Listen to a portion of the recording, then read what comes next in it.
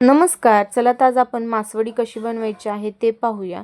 त्यासाठी तवा गरम आहे. तव्यावर आपण 1 वाटी सुकं खोबरं लालसर होईस्तोपर्यंत भाजून घ्यायचं आहे. त्यामध्ये 2 ते 3 चम्मच तिळही खमंग भाजून घ्यायचे आहेत. भाजलेले 2 ते 3 चमचे शेंगदाणे टाकून हे आपण गार करायला ठेवायचं आहे. 1 कांदा लालसर होईस्तोपर्यंत तव्यावर तेल टाकून भाजून घ्यायचं आहे. हे मिक्सर वाटून घ्यायचं आहे. जास्त जाड पण नाही आणि बारीक पण नाही अशा प्रकारे. त्यानंतर अद्रक, लसूण, 2 ते 3 हिरव्या मिरच्या आणि कोथिंबीर टाकून हे आपण वाटून घेऊन ह्या मसाल्यामध्ये आपला घरचा 2 चमचे मसाला, हळद आणि चवीनुसार मीठ टाकून एकत्र हे सगळं मिक्स करून घ्यायचं आहे. असा आपला मासवडीचा मसाला तयार आहे. जिरे, लसूण, मिरची, कोथिंबीर आणि चवीनुसार मीठ टाकून वाटण करून घ्यायचं आहे.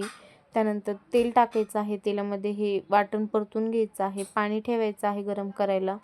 उकळी आल्यानंतर वरतून बेसन सोडत हे छान आपण हटवून घ्यायचं आहे. अशा प्रकारे गॅस थोडा मंद करायचा आहे जेणेकरून बेसनात गाठी होत नाही आणि नंतर फुल करून छान त्याला वाफ घ्यायची आहे 5 मिनटं. एक पंचा घ्यायचा आहे, त्याला वल्ल करायचं आहे. त्यानंतर बेसन एक पळी घेऊन त्याला छान हाताला पाणी लावत थापून घ्यायचं आहे. वरतून हा मसाला टाकायचा आहे आणि त्याला अशा प्रकारे पलटी करत घडी करायची आहे. 2 हाताचा वापर करत छान त्याला पलटी करायचं आहे. व्यवस्थित ते पलटी होतात. त्यानंतर दोन्ही हाताला आपल्या पाणी लावायचं आहे आणि त्रिकोणी आकार देत अशा त्याला थापून घ्यायचं आहे. व्यवस्थित आकार द्यायचा आहे दाबत आणि अशा प्रकारे पाहू शकता आपली मासवडी तयार आहे.